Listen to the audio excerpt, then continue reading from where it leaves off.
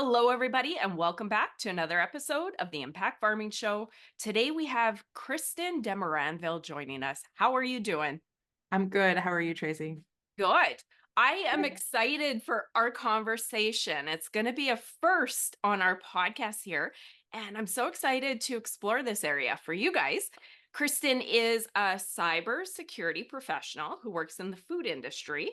She has a podcast called Bites and Bites, and it's centered around cybersecurity and the food industry. So, this is going to be interesting. When I was preparing for this, I'm like, I know nothing about this industry. So it's going to be fun. So welcome. How are you? Well, good. The prep you did and the questions, I thought that you were quite informed. So don't think that Oh, I thought you already learned. I was like, wow, look at this. This is probably the most thoughtful questions I've had on a podcast. So thank you for that because you oh, actually good. like researched. I So I did. appreciate that. Okay, excellent. Well, I gave a little bit of an intro about who you are and what you do. Can you dive in and share a little bit more? Sure. Uh, so as you said, I'm a cybersecurity professional, but I've been in technology for 26 years now, either in IT or in cybersecurity or a little bit of everything. My niche background is operational technology security. So think like manufacturing plants, water treatment facilities, the industrial side of the house is more of like my skill set where I sit. So naturally that flows into food production, which is really where I cut my teeth way back in the day. I worked at a bakery company, and so I got to know the manufacturing space through food, which I think is really unique and really awesome because most people get in there through, a different type of manufacturing experience or oil and gas or something to do on that level. I also have a degree in environmental management, so I understand it from an environmental side of the house. So it kind of flows all together in this really awesome system cycle view, if you will, which is what a lot of us deal with is cycles all the time, especially in the farming industry. Yes. Yeah. And I was going through my career for a while. I even worked for an electronic company that I went over all over the world and got to experience all of that. But I really kept coming back to food in my mind. Like I kept thinking, there's something here we're missing. There's something here we're missing. We're focused on all these critical infrastructures, but we haven't really talked about food in all capacities. And everybody in the food industry understands that it's critical. Like we know this because this is what we do, right?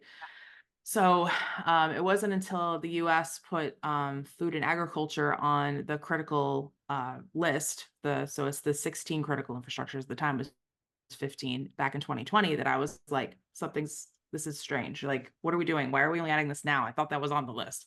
Yeah. Um, and I was working for a consulting company at the time, and I kept saying, hey, why aren't we working more with the food side with cybersecurity? We have all this digitalization that's there. Like, they're not cyber people. They're just trying to do their job. Like, this is silly. Like, why aren't we partnering with them?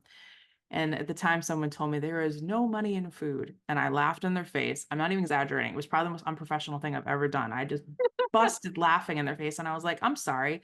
To date, that we are aware of, the largest payout was at a food company for Mm. ransomware. And I thought, this is a stupid conversation. So I eventually left the organization and formed my own that focuses directly on the food industry and how I can support that and best that I can. And having all these conversations over and over again, I'm like, I need a podcast. I need a larger platform. And I developed Bites and Bites. And it's actually been a total joy, Tracy, because I'm listened to in 65 countries. I just hit 4,000 downloads and I only started in October. I've gotten so many amazing conversations and partnerships, and I'm just so humbled that people listen and want to talk about this because it's so important and nobody's doing this, like really. And I guess I'm trailblazing. I guess I'm a pioneer. People put those titles on me all the time, but I'm just trying to do the right thing because to me, I want to ingest healthy, safe food. I want everyone around me to, especially people that I love. And if I could be just a small portion of that, that makes me feel like I need to get up out of bed in the morning. So that's kind of the mantra and the mission I'm on. I've also a total zoo junkie. I worked with gorillas for a while. So I fed the zoo animals because I worked in the commissary. I studied gorillas during my college degree. So I understand human behavior differently and this whole systems thinking approach. So naturally, again, food works well for me because you have to have a high intelligence emotionally to work in it, I think, because it touches religion, it touches tradition and culture. We identify by who we are, by what we eat in regions and countries. So it's a natural fit all around. And it's been great. I've been doing this for now officially 2 years. So it's great. It's really fantastic. Oh, I love it. Thank you for that great intro. I was going to ask you, and you answered it, so that's perfect. How did you get to this moment? But I guess it's like any good career, right? You start off here and then you kind of ebb and flow and you go, oh, wow, I need to be over here, right? Yeah, it's really interesting because one of my stepkids is getting his first job, and I was like having one of these like memories things happen, and you're like, oh, what was my first job? And I was actually a page in a library. Insert joke here, of course, but essentially I was running books and shelving books and checking books in and things. I thought, wow, I went all the way from a library to Yeah. like now, and I thought, wow, it's amazing. Like I still expanded my curiosity over my career because that's what I think is so important. It's just being curious. Like, why is this the way it is? And why is this book over here? What is going on with this? Um, also get you in a whole lot of trouble though, Tracy, because the more questions you ask, the more people are like, wait a minute. I love it. You have such an interesting background. Okay, I was going to get you to touch on food security and cyber, but I think my next couple questions kind of walks through that perfectly. So I'm going to ask you the first one I wanted to really touch on. We hear about food safety threats, recall, quality, food terrorism. We don't Mhm. hear about that much.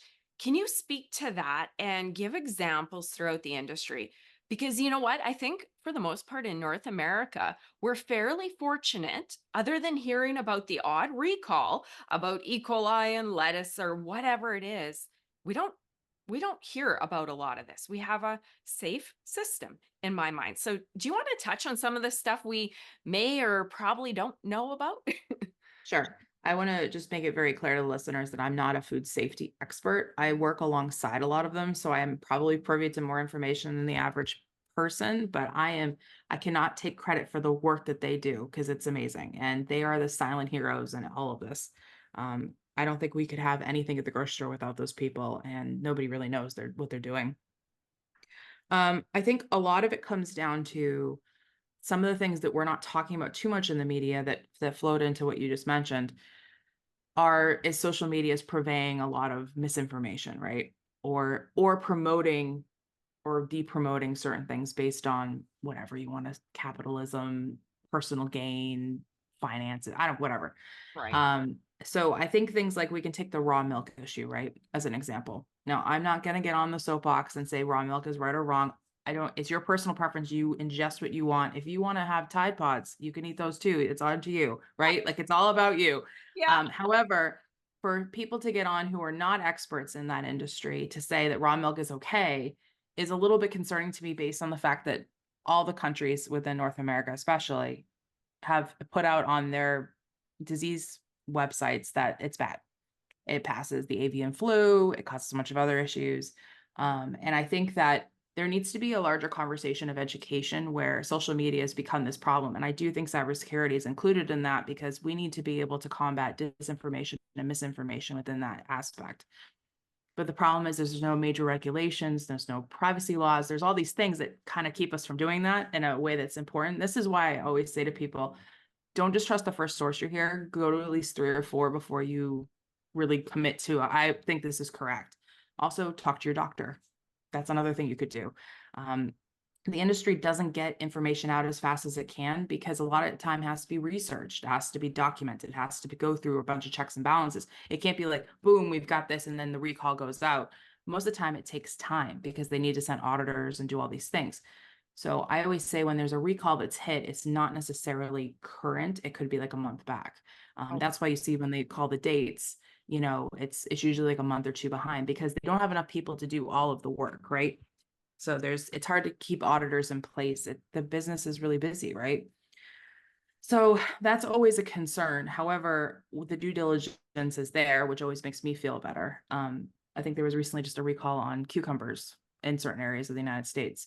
I quickly read the article and it was normal cucumbers, meaning ones with seeds, not English cucumbers that are seedless or the little smaller cucumbers that seem to be super popular lately. And I was having a conversation with one of my stepsons about it last night. And I said, "Did you have a regular one with seeds or not?" He's like, "I had the one with seeds." And he's like, "I stared at that video for like a good 10 minutes because I wanted to make sure I didn't have salmonella." And I looked at him like, you would have known if you had salmonella, you would go to the hospital. Yeah. Like, it was just kind of one of these like miseducation things where he didn't realize that he would have known if he had it, or he wasn't sure if he had it and he didn't know how to check. And that concerns me that young people are looking at this and they are left with, well, what am I supposed to do now with this information? And I feel like adults are doing the same thing. Like, okay, great. What do I do now? Do I clean my refrigerator out? Like, what do I do? I don't know what to do.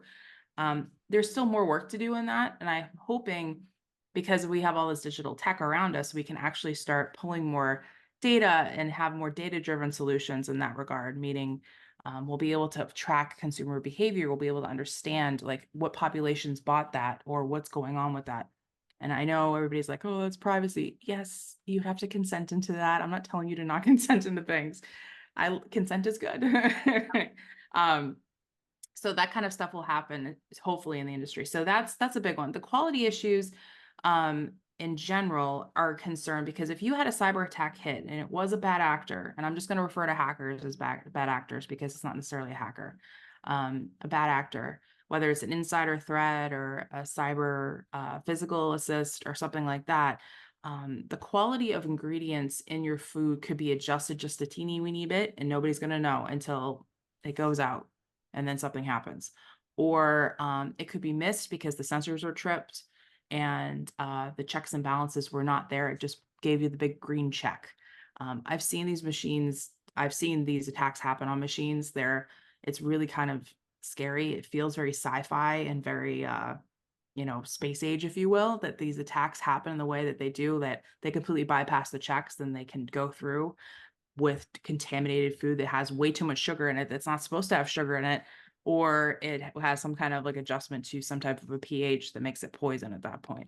Oh, wow. If you think about making like beer or wine, for as an example, the process of making it actually, if you process it too long, it converts into like literally alcohol, like rubbing alcohol variety.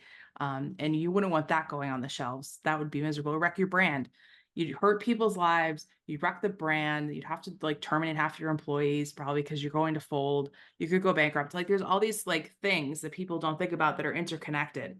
And of course, people think that I'm extreme. I'm not. I'm just following this is what's going to happen. If I was a bad actor and I wanted to affect a brand and or be nefarious for financial reasons, this is the steps that we go through to get to that end.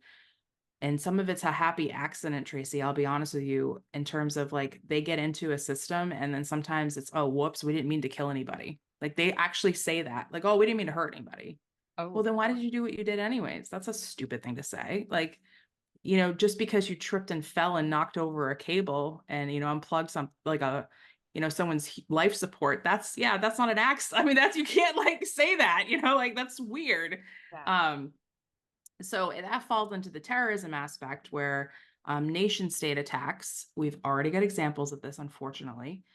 The first thing that they'll go after is food and water, right? Because if you want to disrupt a nation and throw it into chaos, especially the population, if you start taking away the things that they get easily and accessible, and they're very accessible, you're going to erupt into chaos. I think there was a book that was written not that long back that talked about we're like 5 meals away from chaos at all times. Oh, If you think about what happened during the pandemic with the toilet paper and the paper yeah. towels, right?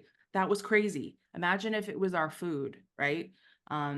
The world seems to be enamored with these apocalyptic shows lately, right? Whether it's Fallout or The Yeah. Walking Dead or whatever. What's the first two things people are always looking for? Water and food, right? And then the third is shelter. They can pretty much deal without shelter if they don't need to, but generally speaking, it's water and food. And what were they doing? They were eating dog food, right? They were finding, abandoned shelves and doing that thing. I don't know if it's going to go that extreme. However, it's a nice visualization for people to understand that if all of a sudden there was no food, what would you do? Because we're not all growing it in our homes or in our gardens, or if we even have a garden. I mean, you get to know your friendly, neighborhood farmer really fast, I guess, if you needed to. But people don't think about the far-reaching aspects of that. So when you add digital technology into that can potentially cause more harm, it still has more beneficial benefits, of course, but it can cause harm, and we have to understand that. Just like when you buy a car, right? It's the best worst investment of your life. Yeah. You know, you can go where you need to go, and it's gas and it's wear and tear and all these things, but you could hurt yourself. You could hurt somebody else. Same idea. We have to take responsibility in that. And I feel like we're starting to get there more with the food and ag industry, where we're starting to accept, okay, we've got problems because we've added these things in and we didn't put security around them, or we didn't know. And now we need to like kind of backpedal. But I don't think we're at like an emergency level where it's going to be that difficult to backpedal a little bit and kind of restructure and put some security buffers and bumpers around it, for sure. But yeah, See, the I think funny thing, uh, maybe it's just me, sorry to jump in there, but I think most of us that are watching this show, we're so busy producing the food safely. We yeah. have our protocols and what we should do, shouldn't do, just to make sure our end is safe. And now what you're talking about is stuff for the most part, even as farmers, we don't think about until all of a sudden, I think, what plant was it? Tyson or Cargill that got hacked? I don't know. There's a few different things you hear a little bit here and there, but I'd imagine you're going to tell me that this is way more common than we even think about. What you're talking about is, let's say, Campbell's soup manufacturing facility. Somebody's going to hack in there, change the recipe just Mhm. as a joke or a prank or whatever their end goal is. And that's a cybersecurity threat, is what you're saying. And I would be like, this happens. Yeah. And, this is my industry, but our industry's so big, right? We don't think of this stuff. Yeah, so there was some reports that were put out this year that there's an incredible amount of increase of attacks in manufacturing. And everybody always forgets that manufacturing includes food production. Like that always cracks me up because I get after security professionals all the time on LinkedIn. If you ever follow me on LinkedIn, you'll see me doing it. Where people will be like, oh, yay, all these different types of manufacturing environments, but they leave out food. And I'm like, excuse me, hello, food. Do you like eating today? Did you have anything manufactured today? Let me correct. What did you have for breakfast? Like, so Yeah. I go right after people because people forget. And even people who work in the industry, we forget how ready the food is to us and where how it's made and where it comes from. And sure, they have all those shows of like inside the factory and where it's made and all those things, which are great because it helps educate the public to a degree. Sometimes they don't put gloves on those people and it freaks me out. But um You the problem becomes is it becomes this thing where we just expect it to be there and we don't see everything that's around it. The food industry is so highly innovated and so technology driven, and now it's AI driven before AI really became a thing. I mean, we've had robots in spaces in the food industry way before it became a thing, like a big thing where everybody knew about it. Um, and that's what bothers me is that we're so comfortable about being creative and innovation, and R&D is like a huge thing in the industry, of course, but we've added too much and forgotten to take care of the side of the things. We left a door open and a window and probably the garage door. And like we need to shut all those and lock them. And that's something that I would like to keep people on their toes about. Just are you doing things that are safe? And the one question I get from everyone when I step into a factory or I speak to a food professional or any of the food protection teams are, what am I doing wrong? And I don't mean it, they don't mean it negatively, of course. Not like, what am I doing wrong? What's wrong with me? Yeah. It's more like, what am I doing wrong to not be secure? What happens if something happens? And what is my responsibility in my role? Like, as my role, like, what am I supposed to do? I can't be a cybersecurity person. And I always laugh and say, but you live in a digital age. You are. You Mm. don't have to be. You don't have to be like me, who knows like every bit of a standard or understands how to do this, that, and other thing on a firewall. You don't need to know all that. You just need to know what you know for your job. It's like back in the day when I worked in IT. You didn't have to open up a PC and put a new hard drive in to prove that you knew technology. If you all you did was email and use the internet, to me, you know how to use a keyboard and mouse. You're technical. Like that's great. Even if you just that's fine. It doesn't matter. It's the same concept, right? If you interact with technology, the technology you interact with, you have to know around cyber. Like, what am I doing in behaviors that are insecure? And what am I doing that could potentially either impact an attack happening or block an attack from happening? That's what's going to make the difference in the long run when something happens is how your employees interact with it. Are they going to panic? Are they going to unplug the machine so there's no forensic evidence? Are they going to leave the internet on and then let it continue to happen? Are they going to shut it off so it stops? Those kind of things happen. Are people going to stay in their shame and feel like they did something wrong rather than actually be proactive and deal with the problem? The idea is to stay resilient in the face of a cyber attack. Doesn't mean it's not going to happen. It's going to happen. It happens all the time. We just don't talk about it all the time because lawyers, truthfully, lawyers keep us from talking about it. Right. It's very bad on a brand image if you say you've been hacked. I wish more people came forward and were more collaborative about it, but I also understand the appeal not to stay quiet about it. Um, so ultimately, people just need to feel confident enough to say, this doesn't feel right or smell right. It's kind of like see something, say something. Yeah. That's all you need to do. It's not like you're a whistleblower and you're, become this huge political thing. It's something's not right here. And I want to protect the company and I want to keep my job and I want my employees to keep their job and I want my friends to keep their job and I want people to have safe food. That's all you need to do. It's just sort of like putting the little flag up. It's like, hey, I don't think this is right. I don't feel good. Like, that's all you need to say. Just as much as you would for a food safety incident. And this is why cybersecurity is part of food safety culture, because everything around it is digital. Interesting. I Mm. would never even think of this, any of this. This is so interesting. Okay, so I'm lumping it into three areas, so to speak, the safety threats and then food security threats. Do you Mhm. want to touch on that a little bit? Because that's a different angle as well. And then we'll go to cybersecurity threats a little Sure. bit. Yeah, definitely. So, within food safety, we can talk a little bit about food defense in that too, because Okay. we're talking about authenticity of food and food fraud and how cybersecurity actually needs to partner with food fraud. Not to plug my own thing, but I just wrote an article about this recently. Oh, But um, it's really important that we start using our technology because we not that cybersecurity has godlike access over things, but we can see everything, right? All assets on the lines. We understand access control, so who's badging in and out, who's accessing this computer from where, that kind of thing we can see, right? So think about when you're doing a food fraud investigation or some type of food defense, you're creating a food defense strategy. You would want to partner with your cybersecurity team because we have access to see who's doing what where and when, right? So timestamps are super important, especially when this comes down to a recall, right? Because you need to, that clock starts, something's wrong. That authenticity can really be leveraged through us and tech, also IT, of course. Um, Also the nutritional value, so you can, that data can be tampered with, whether it's the label on the back of the box or it's the actual nutritional value. I mentioned this before. If you add more sugar in, right, because sugar is almost like a controlled substance these days, right, because of all the issues that it causes with people's health. Imagine if you cranked it up or turned it down, or if you added something that shouldn't have been there, like some type of a cut additive like they do in illegal drugs, and then on top of that, the other issue I think is sustainability. How do we keep the prices lower, or how do we lower the prices? How can we continually to make quality products, and keep everything running at a good pace and sustain that pace? We have to do it with tech, right? We can't just do it by ourselves. Human beings don't really do all that anymore, right? We're not constantly there. So it's robots and more AI and machine learning and all these other things, all these great things that are out there.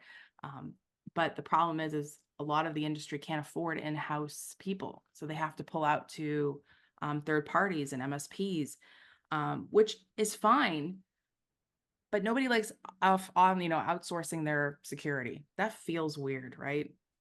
So especially when it comes to data, because that means your data is moving. yeah. And if you're not paying, if you don't have a data plan or have anybody watching your data is all over the place. So that becomes a target for bad actors and hackers because that's low hanging fruit to them. They'll just be like, oh, boop, doop, data, grab that, and then they'll hold it for ransom. And then that's the problem. That's when it starts hitting. And we don't want that, not at all. And not to mention, I've had a lot of conversations with cybersecurity folks who don't understand the industry. And I don't know why this is a problem. To be honest, I think the food industry as a whole is very forthcoming with sharing things. Um, that's one of the reasons why I love working with it, because if I ask a question, I'll get an answer. Or if I'm curious about something and they'll explain it. So somebody once said to me, well, there's nothing secret in the food industry. There's no secret data. And I said, I'm sorry, this is a weird question, but do you like Twinkies? And he was like, oh, they're like my favorite. And I was like, okay, good. I said, did you know that the cream inside the Twinkies was actually changed hands between bakery companies at one point when there was an merger and acquisition going on, and the recipe changed for a while? He's like, yeah, I actually did notice that there was a weird flavor to him. I said it was like more banana forward than vanilla forward, right? He's like, yeah, yeah. And I said, that's why I don't eat them. I'm allergic to bananas, unfortunately. Um, And and he was like, "That's so strange. What do you mean?" I said, "It's called a secret recipe." Exactly. And so Wow. is the bread. I mean, so is the cake itself is also a secret recipe. Or the machines to make certain products are secret, right? So there's machines that were invented years back that suspend the dough to get the blueberries in them. So the exact amount of blueberries go into them so they can make the muffins, right? That whole like technology process was secret. And imagine if that like went out to a competitor and then somebody else made even more amazing blueberry muffins or whatever, or Yeah. made them faster, or made them with more blueberries or whatever. You could really destroy a company like that. It's that simple, right? And if you don't have your technology secure, you Interesting. you can literally hire hackers as a service now. Like you could do that if you really wanted to. If you could be that person.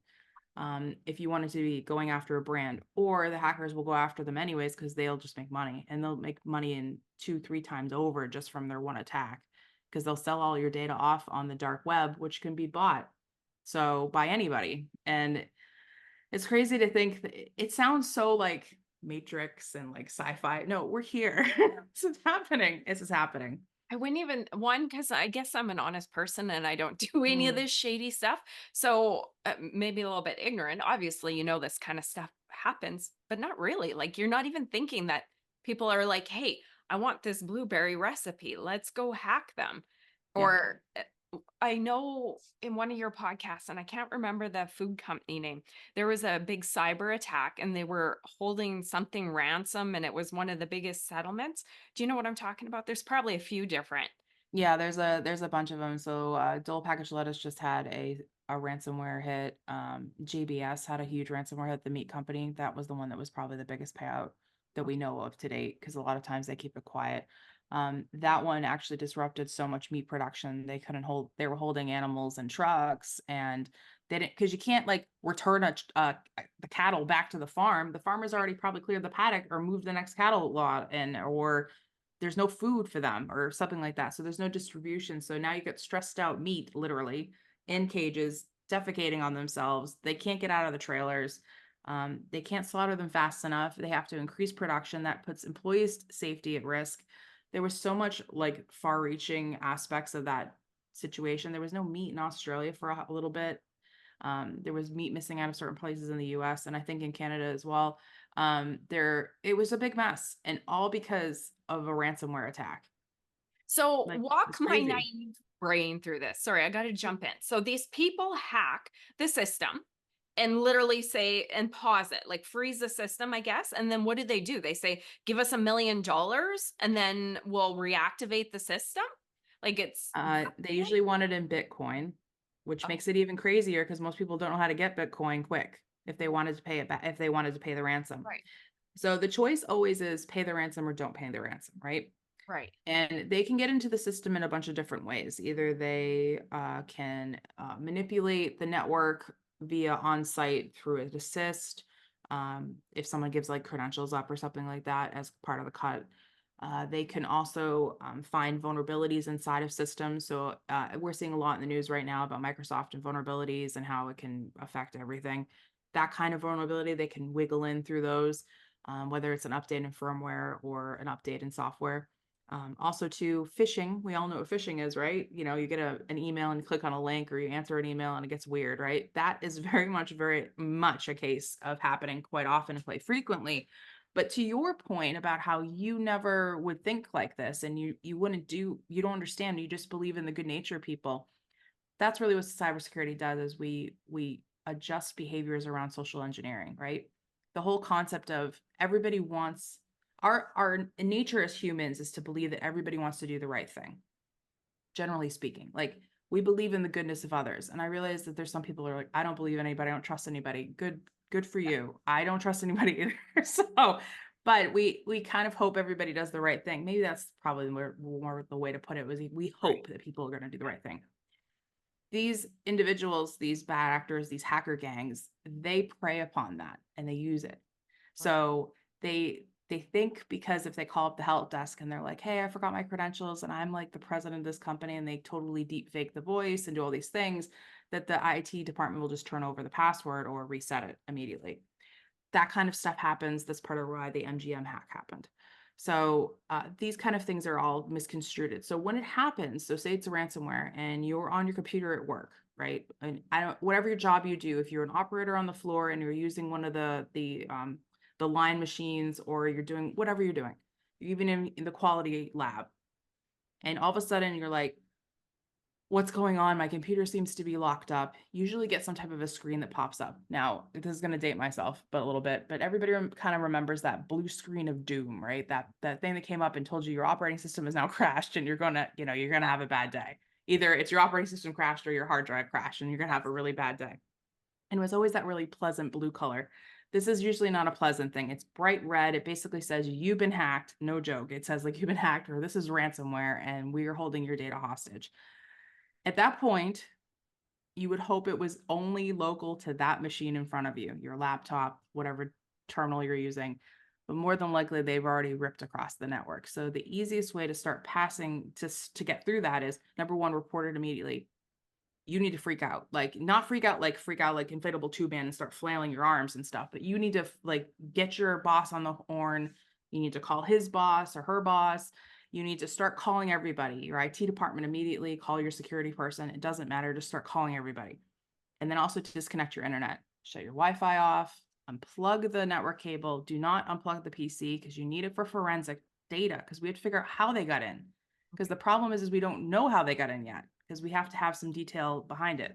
And if you pull that, then we can't look at the logs that run on the back of the operating system. They're literally like notepads that just have a bunch of code in them.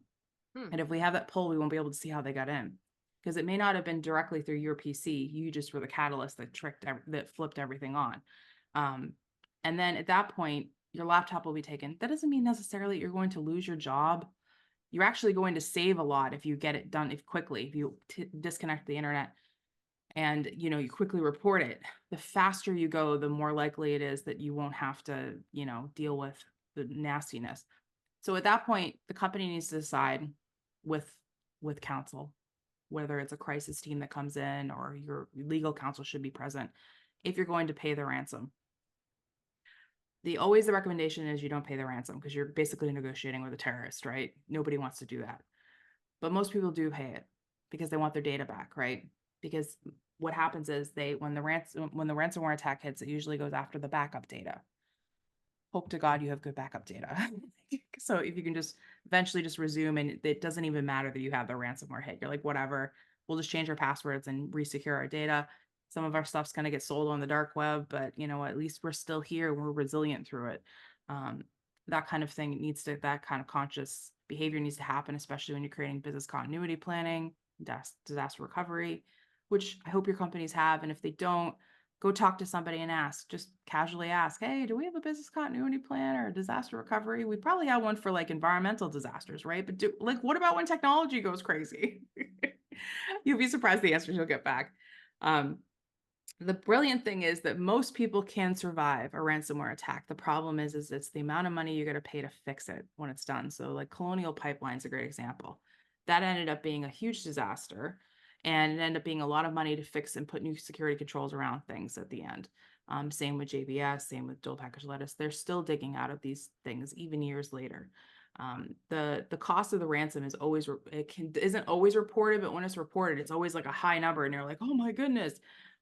But it's usually double that when it comes to fixing, because you've got to now go back and redo everything you didn't do before, and then create and fix and bring all these people in, and then you have the media looking at you, and then your brand, and then you have your customers, and your customers are like, wait, what's happening?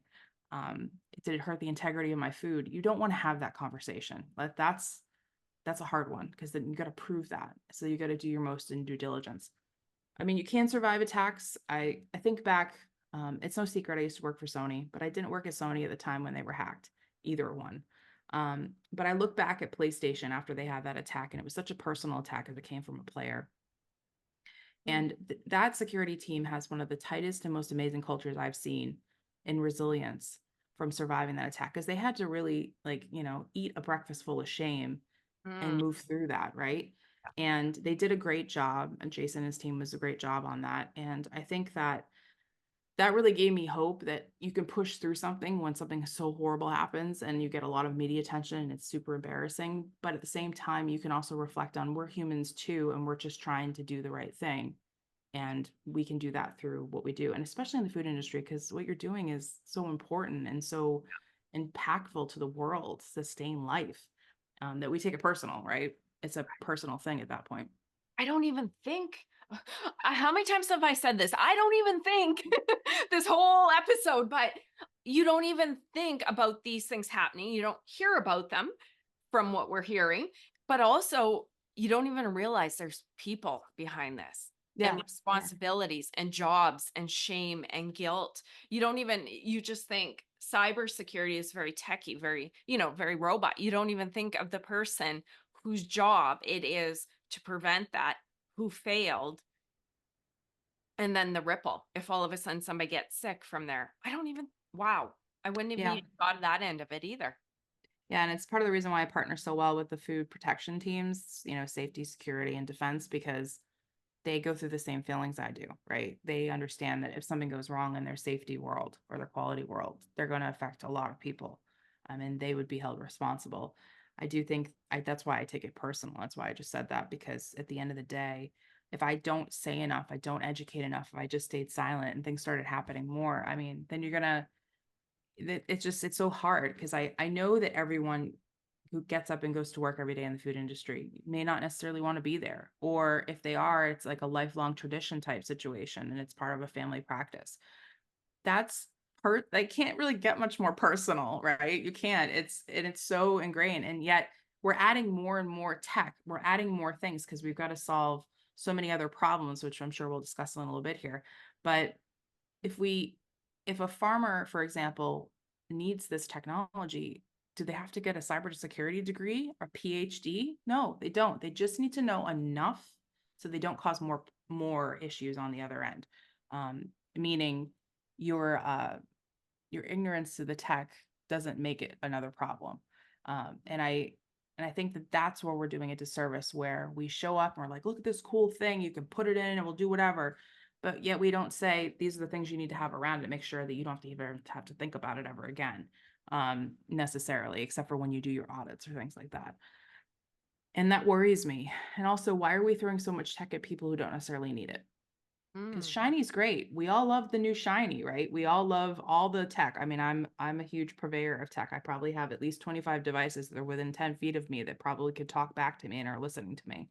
But that doesn't mean it necessarily needs to be on every farm and every place, within the food industry. And I think we need to start evaluating what we need and what we don't need and be Ooh. more efficient about it.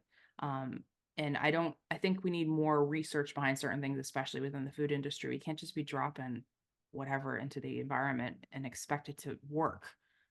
A lot of the problem is we have really old legacy tech that's there that doesn't need to be on the internet necessarily. It was never made to be on the internet because it's 50 years old and it's still working. And yet all of a sudden we want it to be there because we want to see the data. I mean, those are the questions I have, because that technology is this technology that's easy for these hacker gangs to get to. Because ultimately it was never supposed to be on the internet, so it doesn't have any security protocols to protect it. And then that's a whole side of the industry that doesn't get enough attention and love either, because the people who work in industrial security, they're struggling for their budgets. They don't get the help that they need. They're kind of bubblegum and shoestring, which I realize a lot of the food industry is on because we forecast really heavily, which is great.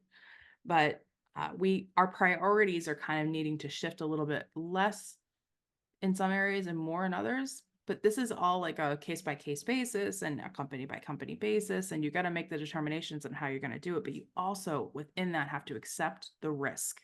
So if you do not do this and you know it, is that worse than doing something and you didn't know it? Mm. I don't know. I don't Yeah. know. Hey, I have one for you actually, as you're saying this, and I don't, this might be what you're alluding to, but this spring, when the farmers were out in the field seeding, they're all on Mhm. GPS now. And there was solar flares or something going on. This is different, I guess, than cyber attacks, but thinking about this now in this context, could that, were Could many in someone fake a solar flare up attack and cause the GPS to trip out? Yeah, sure. good question. I wasn't going to ask it quite that way. Yeah, no, That I'm was a sure. I perfect don't put anything question. past anybody. If nature imits, if nature's doing it, humans have found a way to imitate it, right? So I there's mean, a big security threat. If all the farmers and all the tractors that seed our food supply, I mean, obviously you can go out and manually do it, but some of these tractors are so digitized now and everything's GPS. they're autonomous. Some of them drive without drivers. Well, and then that too. I mean, that's taking it one step further. I mean, there's pros and cons to everything, right? But as you're saying Absolutely. this, well, when these solar flares happen, I'm like, wow, that's a food security risk right there.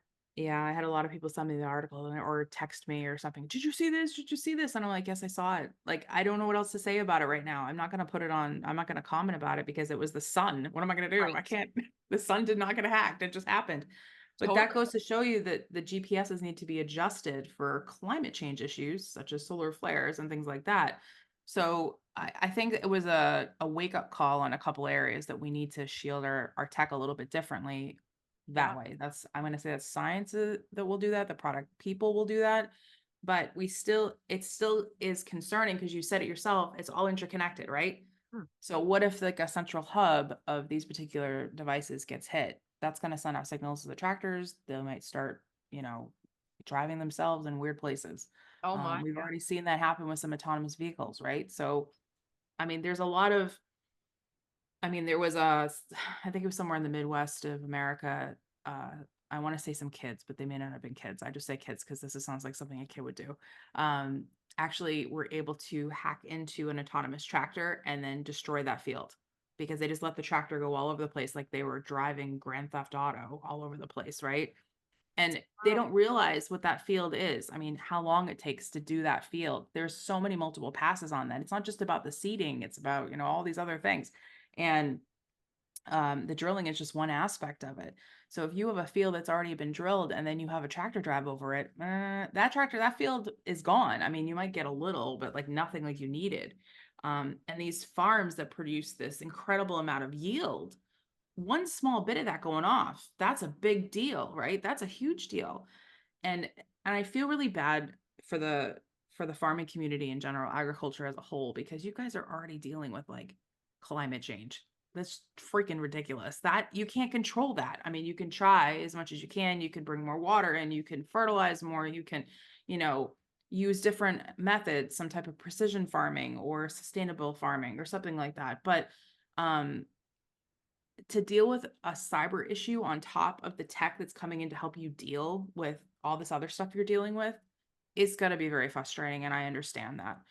My role, my job, and those who do this with me, we don't want to stress you out. The idea is to lift the stress away from you. You don't have to think about this. You can just get back to farming. Like it's not something that you have to sit and get a whole degree on, like I said. You need like a little bit of information so you can be informed enough to know when something's happening or when something did happen. Because the closer you get to, point zero, the better you are with it. And my heart goes out because I think the world as a whole doesn't understand what the food industry does because marketing has done such an amazing job of all of us thinking that it comes from, red barns and happy cows and chickens and everybody lives in a field that's green all the time and the sun's shining. Oh my God. We have such a different like world from that. And not that it's like a scary world, but it's done so fast and so rapidly and so automated that not everything is hand raised and not everything is hand fed or anything else. We can do stuff by hand, but can you imagine having to farm an entire Mm. farm No, wouldn't at the happen. size that people have it now? Absolutely not. Or having to go out and milk every cow because that system shut down. That's thousands of cows. That's not going to happen. We don't People have a are gonna labor starve. force. People are gonna starve if that's the case. Because you look Exactly. at farmers with the machinery that they have, all the tools available, and the people they have. Yep. They're going to keep up. The dairies are just keeping up. Like it's precision, right? Just It is precision, the way and they it have to do that works. with tech. Yeah. Yeah, crazy. And the thing that's scary is that there's a labor force shortage right now within the farming communities. This is not a secret. Everybody knows this, for whatever various reasons, political or non.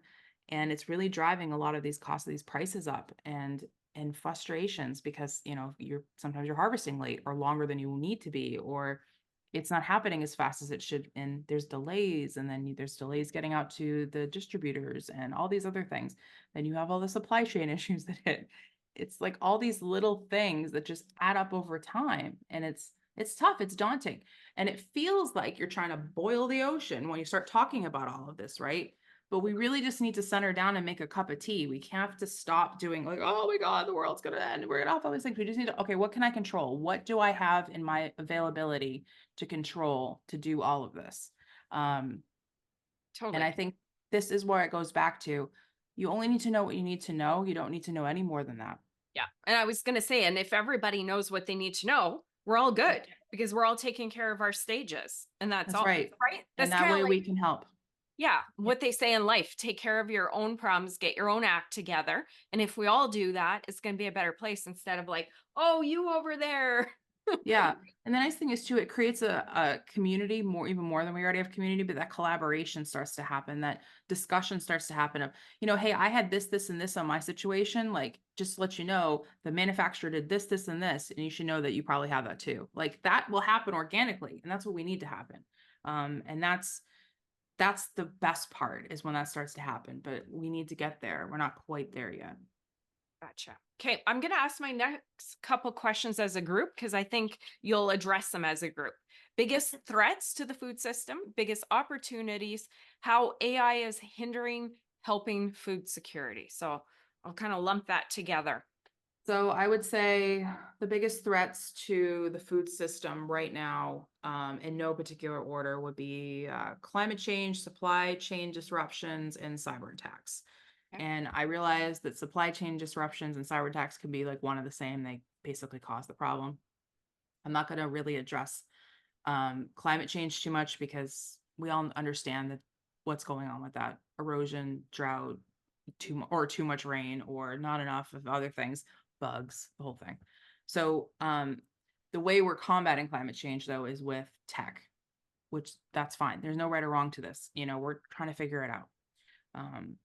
I often use California as an example because there's a lot of IoT fire sensors that they're putting around vineyards now, and smoke detection sensors, because smoke taint is such a problem on the crop. You can't sell grapes that just are stinking of smoke. Like, it doesn't work. You can't make wine out of it. I mean, I've had wine that's had a smoke taint on it. It's very barbecue-y, tasty. It's good, but you can't sell that. It can't be the primary product of Californian wines. That doesn't make any sense. So obviously they're very concerned about fire. So those sensors are super important, but how are you connecting those sensors to data? Are you connecting it to 5G, Wi-Fi? Like, what are we doing? How is that data received? Is it through your phone, or do you have to connect to the device? Or like, how's that working? Ideally, it would be to a device, right? So what happens? Where is that data being stored? Do you know where that data is being stored? Is it safe data to be stored there? Is it secure in transit when it's moving up to the cloud, or then when it's going to your device? And I realize people are like, oh, well, it's just data about grapes and smoke. Who cares? If you were a brand, it was your reputation on the line, you're going to care, absolutely.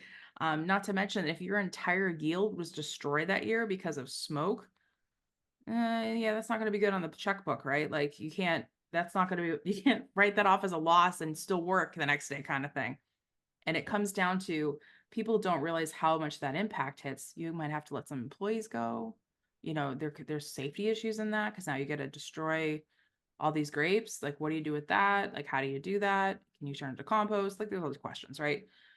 So that's kind of how technology intersects there. So that's easily hackable depending on how you have connected. What are you doing with your data? Data can be taken. It's not, it's just a matter of how, not just if it's going to happen. And then if you look at like supply chain disruptions, I mentioned JBS with the cattle, right? So when that ransomware attack hit, they didn't have a way to process the cattle in, because they couldn't get the plants to move. The machines weren't going, so you couldn't slaughter the animals. So there really was no plan of what they were going to do with this cattle that was already loaded on these trailers ready to go to slaughter. They couldn't like keep them in they couldn't keep them in them. What if the temperature's raised? You'd have animals dying. Like there's no water, no food for them. So there's no like holding area necessarily. So there was like all these gaps in it. And I do not think that necessarily those bad actors, hacker game that did that attack thought that all the way through because they don't care, right? They just want their money and they don't care. But I often wonder if they do know that, and because of that generalized chaos, it creates more so they can actually go in and infiltrate longer, and nobody's going to know because we're too busy running around wondering if our meat's not going to make it into the slaughter. Or what's going to happen about the refrigerator units. You got meat that's got to move that moment, but you have a truck that's half loaded and you can't pull a half truck loaded. That's stupid. So, but Yeah. they had to do that anyways. Um, Wow. there's plenty of other ways supply chain can be interrupted. If it's simple things like the wrapping machines, the robots, for the pallets. You drop a pallet and it wraps it up, and then they put it onto a truck. Usually everything's automated for that point, almost up to the forklift. Sometimes the forklift's even automated. If those robots went down, now you have to have a human being do that. It is so damaging on a human being's back to wrap pallets. That's part of the reason why those robots were created, because most of the tech that actually is in the food industry and the manufacturing industry and industrial in general is actually to protect human beings. So that's why they're putting new cutters on the lines so people don't have to stand there and cut chicken. They're teaching robots how to do this so we don't have to put our limbs on the line, literally. So all these things, like then you have to have human beings do that. So that's causing disruptions because now humans are a little slower and they have to learn because they didn't necessarily know how to do that manually. There's injuries that could happen. Then you've got to do the whole process all over again. Like there's all these like extra moments that are in it. And then on top of it, the cyber attacks, they happen so frequently, people don't realize. You know, I can't even, I remember when I started my career, it felt like cyber attacks were not all the time, but they were enough that we needed to have a cyber force. But now they're like every couple of minutes. They're so fast and they happen often because, like I said, you can literally hire a hacker gang as a service, just like you would if you wanted to, create a website.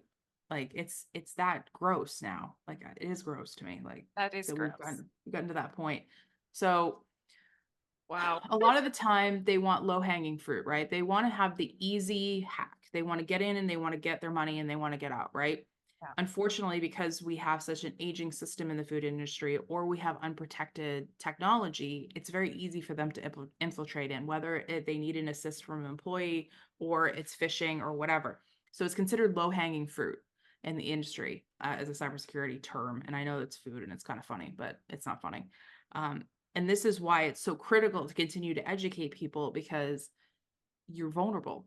You're Yeah. absolutely vulnerable. And it's terrifying because we have no official regulations on how to manage security inside of the food industry specifically. We've got it for automotive, we've got it for oil and gas, we've got it for a few others, hopefully for water soon because we don't have it for water yet either, specifically in the United States and various other places in the world. It's really frustrating to me that we kind of forgot about food and ag. The most Like we should important. have gone there first. I don't know why we didn't. Like I get the electricity aspect. I get oil and gas. I understand all that, right? But in theory, we can live without that. We can't live without food or water. We physically cannot live without food and water. Yeah.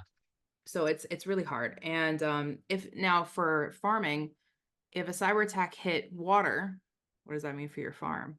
Right. Right? Are you going to draw that from whatever, lake or pond you might have? Sure. You do that anyways, right? But is that going to sustain your farm long term without a lot of rain or snow if you don't get your snow cap for the year? Especially up in Canada, that snow cap is super important. Because that feeds your rivers and your lakes. But that's ridiculous. Like that, the idea that a water hack could completely destroy a farming community, like scares me. And that's really hard and really scary. Uh, but yeah, so I would say that would be what I would say for the biggest threats for the most part. In terms of opportunities for the food system and AI and all that stuff, yeah, there's great opportunities. I think that AI is going to help with quite a bit. It could help with some of the labor shortages we're having in the agricultural sector because you don't have to hire people to do mundane jobs that you can tell AI to do. Robots in the field, as I say, is always a really cool thing. I realize it's still new tech and people are nervous about it. But the fact that a robot can move alongside you while you're picking your fruit off a tree, that's kind of cool. Like that saves you from having somebody else to push that, right? That could be really interesting. Do I think that we're going to get to the place where we're going to have, humanoid robots picking fruit? I don't know. No, probably not in our lifetime, to be truthful. But we still will have technology that can tell us when things are ripe, or when there's erosion, or when there's a bug problem, or we can have bug. They don't have drones in a lot of. They have drones do scarecrow work a lot of places now, where you'd have, so if there was some kind of alert, a sensor went off that some birds landed, you could just launch the drone right up and the birds will take off. Also they do herd, sheep and cattle with drones now, which I think is insane. We all thought it was nuts when they were doing it with helicopters, which they still have to do in certain places, but the fact that they can just launch some drones and there you go, your animals are going to move, is pretty great. That is all tech that has to be protected because technically it's hackable. And I love that they have all these like sensors and stuff and all these things. It's so cool what we're doing to like help our food grow and help our food be created. But to what cost? So we have to keep thinking about that. Like, to what end are we trying to do? We want safe, healthy food from, seed all the way to plate, if you will. But that, like those little tech moments, there's so much that can go wrong in between them. Yeah. And that even goes down to distribution. They're creating autonomous, 18 wheelers or lorries coming up soon. They'll have drivers in them, but they're driving themselves, right? Wow. What happens if there's a refrigerator unit that goes bad on that? Nobody knows because the sensor was hacked and it didn't know because it kept reading green instead of red. Those kind of things we have to start worrying about. Or fisheries, right? They're all IoT. Those boats are highly technologically advanced now, which nobody talks about that either. So it's crazy to think about. The farming industry has gone so digital so quickly and on a global scale as well, that it's almost like, oh, we should have probably thought about maybe secure by design on some of these products, but also security around it. And professionals are trying to catch up because nobody's really worked in the food industry.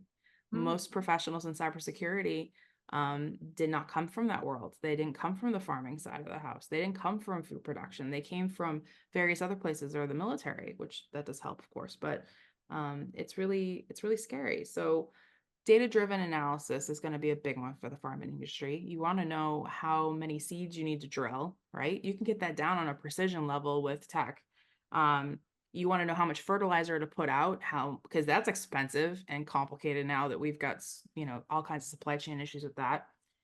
Your water, you can put the precise amount of water you need based on the weather with some of this data now. So that predictive analysis is going to be huge for the farming industry. It also is going to help with some of the supply chain issues. So you'll know when you need to get a truck to pick up your crop, or you can call that differently. You can get a different projection on how much gasoline you're going to need to run certain things. It's going to be really interesting, especially now. Actually, I saw something the other day. It made me laugh. I'm not super, like, I don't know enough about this, but I would love to learn more. There's the chicken houses that move around based on the field. So you have like the cattle come through one day and then you move your chicken houses there. These chicken houses are mobile on their own now.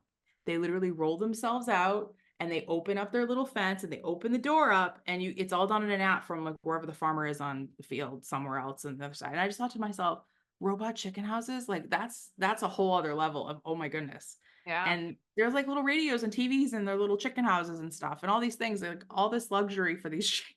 I just thought we've spent so much time on this amazing technology. Why didn't we secure it? Because it's so cool and it's so helpful, and it's some of it's really trying to help the planet heal, and it's just so funny to me that Wow. we have mobile chicken houses that move and we didn't put security around it.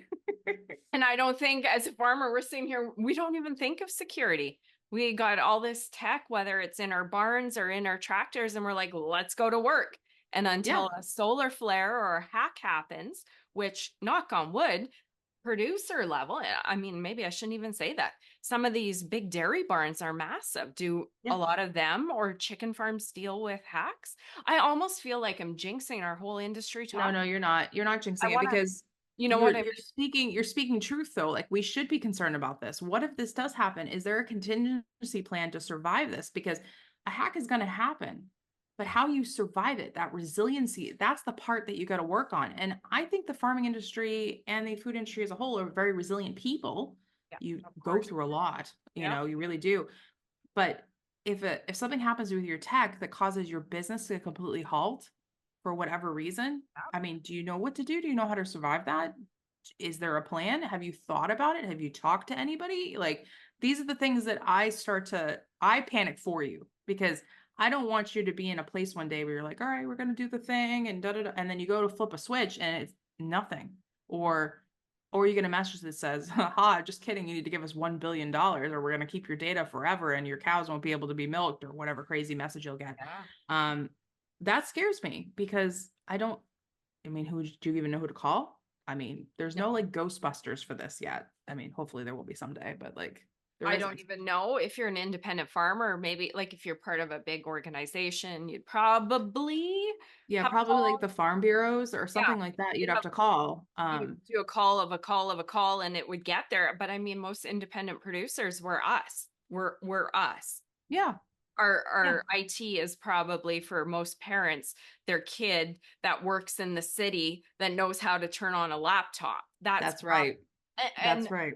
I shouldn't say that. I mean that's wrong, but for the most part, as independent producers, that would be what it is. Yeah, Good. or you would call your friend who you know is technical, Yeah. right? Or a sibling or something like that. I mean, my family Huh. still calls me when they have technical issues and I mean, it's fine. I don't mind, Right. but I have the aptitude for it, because I can Right. answer it. But that doesn't mean whoever you're talking to knows anything about it. They just know that you probably are connected and they'll say you need to shut your system down. Well, that's not necessary. You can't always shut every system down either, right? Because some of the systems have to stay up and moving all the time. I mean, it's a 24/7 business. It's not, 9 to 5. And some of this equipment is life threatening if it goes off or shuts down improperly. I think those are the things I think about too. I think about fires. I think about all this stuff, because all of our equipment inside of these manufacturing facilities are all interconnected, including the fire suppression systems and the HVAC systems and everything else. And those have been hacked before. It's not like they won't be again. And I smile because it's not funny. Like I'm smiling because I'm nervous about it. Every day I wake up and think, oh, here we go.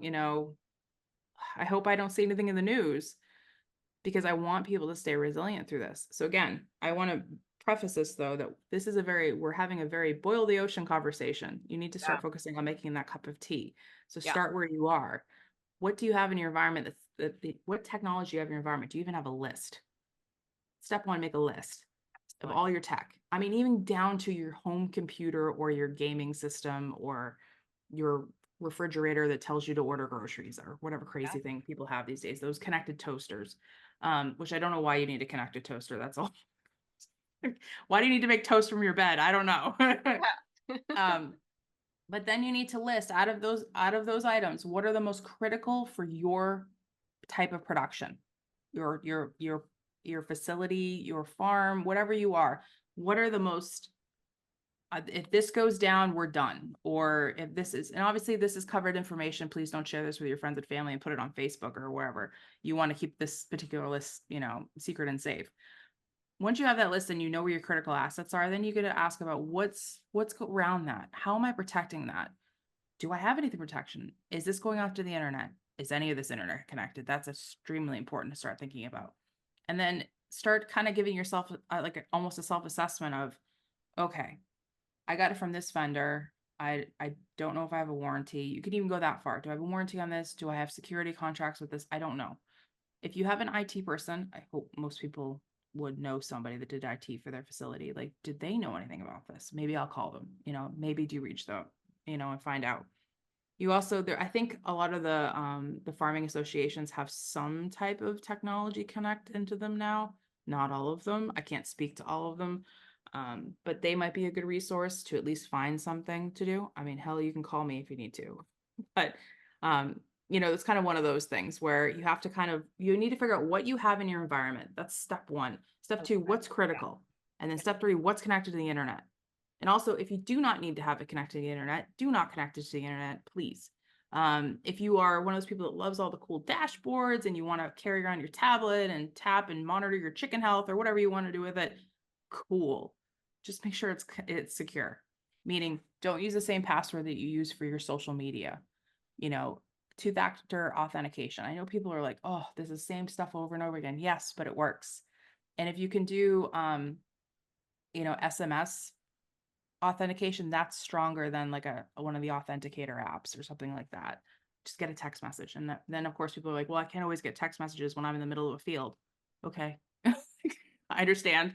Yeah. That's why you're going to have to figure out what your system's going to look like, whether you need to install some type of 5G, one of the satellites, if you want Starlink or whatever, that's up to you. It's all depends on what you need to do the best job you can to be the most successful at what you do. I can't tell you how to do that. That's up to you.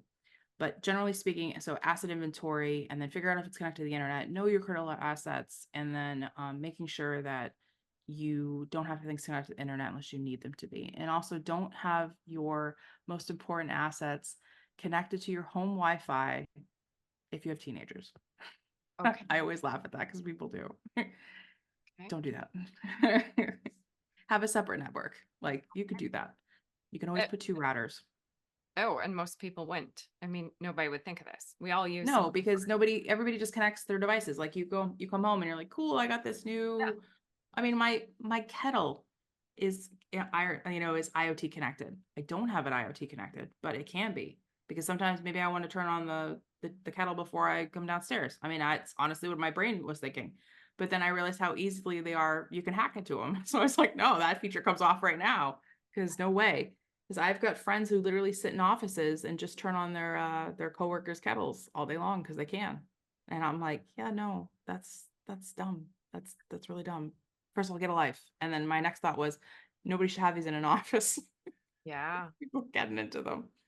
Well, that's some good action items because as I'm saying here, like boiling the ocean, going, oh my gosh, Yeah, it's good to kind of bring it right down home to home, right? Like to our own individual operation. And depending on your size and your amount of technology, you're going to have to act accordingly, right? exactly. And you're going to need friends and allies in your company. You're going to need to talk to people because you don't know what you don't know. There could be a system that only comes up once a quarter and it's the most important thing you have and you don't know. I've seen that many times. And I think people need to this is that whole part. You got to just accept what you don't know and then you have to eat the shame of it. Like, okay, you know what? We don't know, we don't know. We're gonna get through this anyways. Who cares? Yeah. Like it's fine. Yeah. You don't have to let your ego rule this. This doesn't have to be complicated. It just needs to be done. And nobody likes cleaning out their pantry, and that's basically what you're doing. Um, and I think, again, as long as people focus on not boiling the whole ocean and just making that cup of tea, one thing at a time, that's helpful. But that asset inventory is like number one. You need to know what you have. Um, and then you'll be able to be more resilient when you do have a cyber attack. And I hope that you do never get to experience one. It's not a pleasant moment, and but you need to be prepared for it because you have technology. And that's what I always say to people. If you have technology, you need to be prepared for it. Yeah. And this is timely. And especially, I think, even after what happened to the farmers seeding with the solar flares, this technology and weaknesses and shutdowns are probably on a few more minds just because of that. So there was probably some conversations. Okay, our GPS went down, but we had 3 perfect days. You either sit or you go. What does that look like? I'm not a grain farmer, so I can't answer. And there was probably conversations, well, hey, this is backup plan. This is what we do, right? And then you go to the barns. But I'm sure just because of that situation and how big it was and how many people were panicking, you've seen it on social media. It'll Yeah, be on a few more minds. And our technology is only getting bigger and more, I'm almost going to say controlling of the whole it thing, is because it's right? data driven, right? So it's Yeah. precision. It's run by a machine learning. Yeah. I think the other part to that, and you just made me think of it, that we really need to make sure that the legacy knowledge is pushed forward Yeah. because obviously young people aren't going into farming as much as they were before, and we have a generation that's aging, right? Yeah. That generation needs to train what it was like before the internet. We need to have that conversation because that's a practice in continuity. We can keep the business going if we can do it manually. It's not ideal, Yeah. but in theory, it could happen, right? I know this would be really daunting. You'd have to hire a lot of people to go out with you, but it can still be done. It was done prior to the precision drilling, specifically at this millimeter and this frequency and how all the things that go with it, how much water goes in with it, and all this other stuff. But we could do that by hand if we had to, or with a machine that was not digital, which I'm sure there's still some out there, but they're probably called antiques now, unfortunately. Well, and the funny thing in that conversation, and this is just what's jumping out to me, you could see the young guys that had probably never seeded without GPS, literally Correct. froze, and they're on Twitter panicking. And then I'm going to say the old guys, not the old guys, but whatever age that is, the ones that have seeded pre GPS, they're like, okay, silly, this is what you do. And Yeah. I'm like, wow. And that's only going to get worse, right? It is, and that's why it's really important that as that generation ages out, they train and they Yeah. talk and they coach, down to the point where somebody said it to me recently that we should really have these farmers teach at universities, and these universities should create, container vertical like gardens, if you will, and have the college students go in and grow their own food as a job if they wanted to, Yeah. or at least learn, and go into these cities and start teaching people how to farm in a productive manner that actually works and grows good yields. They may not be out like seeding an entire field, but they have enough knowledge of, well, this is what this means when the soil looks like this, or this is what happens when you get these kind of bugs, or this is what happens when you don't get enough water, or that kind of conversation needs to be paid for. And I'm not saying everybody's slated for this particular thing, but you need to transfer that information. That legacy knowledge, especially in the food industry, is so paramount. And I say this so many times that I've been in places where they've replaced someone with technology, and that person is still working there because they've worked around and with the technology, but they also know that they have to take a wrench and smack a pipe at the precise moment of whatever noise they hear that nobody else can hear to make sure it's still working, because the technology doesn't understand that. What happens if that person leaves? We don't know that.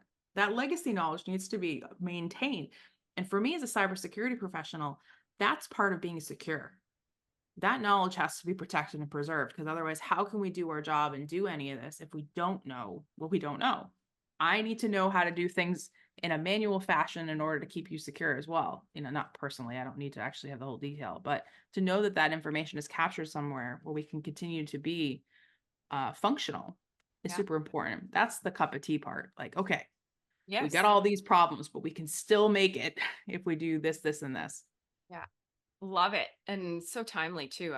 That first example came to me with the solar flares and seeding. I'm like, Good this is one. your prime example. Whether it was a hack or solar flares, it doesn't matter because it can be the other one the next time. Yep. Right? So Disruptions are still disruptions, and yeah, it still rattles people. And yeah, I felt bad that it was, obviously it's a solar flare. What are you going to do? You can't yell at the sun. I mean, you could. I don't know why you'd want to, but the fact that people were rattled enough to talk, and that's the important part of us. That's the positive spin, is people were talking about what disruption means. yeah, And I think that's what we need to keep talking about, is keep collaborating, keep talking about it.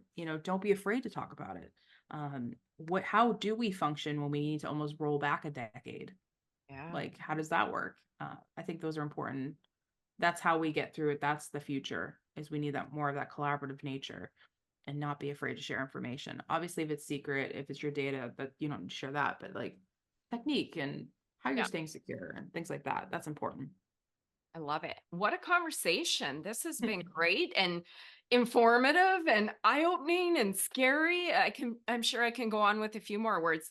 And unfortunately, most of us haven't had to think about this, but I think this is a timely conversation and so important for everybody. So I'm going to work to close the show. I'm going to give you the opportunity to share any last words, and then where farmers can connect with you if they want to, and also how people can find your podcast, all that good stuff. Sure. The podcast is Bites and Bytes. So bites like you bite something, and computer bytes. So that's BYTS. I have a website. You can just search Bites and Bytes podcast. It will come up. I'm also on every listening platform under the sun, including YouTube. And LinkedIn is a great place to find me. just my name and you'll find me. I'm probably one of the only few that has that long of a last name on there. And then please do reach out if you have any questions or want to follow up. I absolutely adore that. So don't feel like you're bothering me at all. And that's easy enough. But yeah, definitely tune into the Bites and Bites podcast because we do talk about this all the time. And not just within the manufacturing industry for food. We do talk about farming. I have so many amazing guests that come in and they talk about how it's so daunting, but yet it's doable. We can get through this. So it might be worth it for you to take a listen. And obviously I focus on supply chain as well. So what happens after your product leaves, what goes on with that is very important. But yes, Bites and Bites podcast, Right. Kristin, and yeah, love for you to join me. And we'll include links to all these details in the show notes on our website too. Kristin, thank you. This has been an amazing conversation and I'm so glad we started it. This has been brilliant. Thank you. Thank you. Thanks, Tracy. You are very welcome. You in the audience, if you enjoyed this as much as I did, like it, share it, get it out there so listeners can learn about this. As we all know, and I've said a few times towards the end of the podcast, we've had a few situations where this has come to our attention now, and I can't help but imagine it's going to get more frequent. So like it, share it, get it out there so all farmers can hear this episode. And we'll see you guys next week. Bye-bye.